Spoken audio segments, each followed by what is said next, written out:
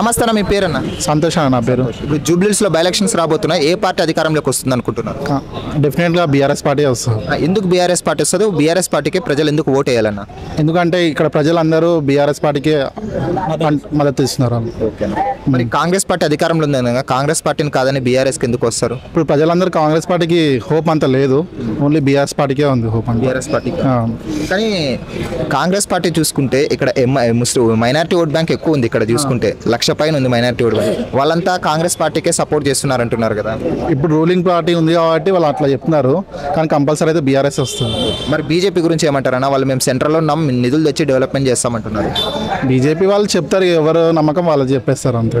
కానీ మాగంటి గోపీనాథ్ గారి అంటే బ్రాండ్ మీద అప్పుడు గెలిచారు 3 సార్లు, కానీ ఇప్పుడు ఆయన లేరు, ఎక్స్పైర్ అయ్యారు కదా. వాళ్ళ భార్య సునీత గారు ప్రజల్లో తిరగలేదు, బయటికి రాలేదని ఒక ఊహ ఉంది. తను తిరుగుతారు, ఎందుకు తిరగారు? ఇప్పుడే కదా స్టార్టింగ్, మళ్ళీ స్టార్ట్ అవుతారు. వాళ్ళ ఆయన ఇంత చేసింది కాబట్టి తను కూడా రావచ్చు బయటికి. బీఆర్ఎస్ పార్టీలోనే కొంత అంతర్గత గొడవలు నడుస్తున్నాయి అంటున్నారు, అది ఎంతవరకు కరెక్ట్? గొడవలే. మరి ఈసారి బీఆర్ఎస్ పార్టీ మరీ గెలుస్తుందా? కంపల్సరీ డెఫినెట్లీ గెలుస్తుంది, 100% గెలుస్తుంది. థ్యాంక్స్.